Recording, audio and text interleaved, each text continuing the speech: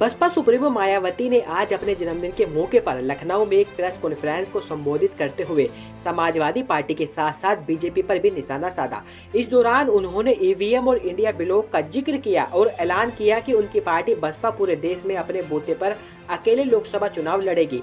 मायावती ने कहा कि अपनी पार्टी के जनाधार को बनाए रखना बहुत जरूरी है। गठबंधन का जिक्र करते हुए मायावती ने आगे क्या कुछ कहा, सुने।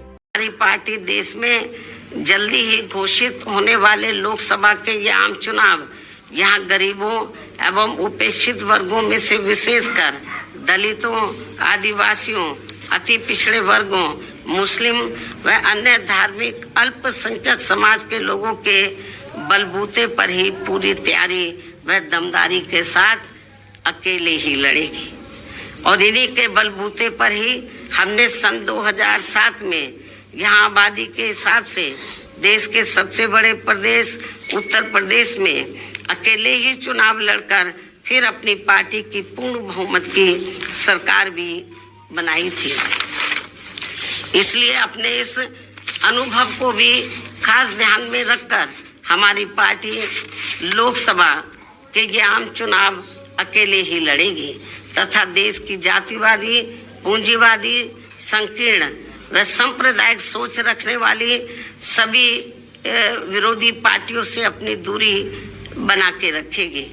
अर्थात हमारी पार्टी यहाँ किसी भी गठबंधन व पार्टी के साथ मिलकर ये चुनाव नहीं लड़ेगी। इसके साथ ही यदि ये चुनाव सन 2007 में यूपी विधानसभा के हुए आम चुनाव की तरह फ्री एंड फेयर होता है। दरअसल इससे पहले सभी नेताओं की नजर इस बात पर टिकी थी कि मायावती अपने जन्मदिन के दिन क्या ऐलान करती हैं। बीजेपी का मानना था कि इंडिया गठबंधन में आज ही के दिन यानी 15 तारीख को मायावती शामिल होंगी, लेकिन मायावती ने ऐसा ऐलान करते हुए अपने पत्ते खोल दिए और यूपी में समाजवादी पार्टी और कांग्रेस की टेंशन बढ़ा दी, क्योंकि यहाँ दोनों के बीच सीट शेयरिंग को लेकर मुद्दा फंसा हुआ था, जिसके बाद अब एक बार फिर ये पेच उलझता नजर आएगा। लेकिन मायावती के इस बयान पर अभी तक किसी भी पार्टी के नेता का कोई बयान सामने नहीं आया है। इसको लेकर आप क्या सोचते हैं, हमें कमेंट कर जरूर बताएं। देखते रहिए जनहित टाइम्स।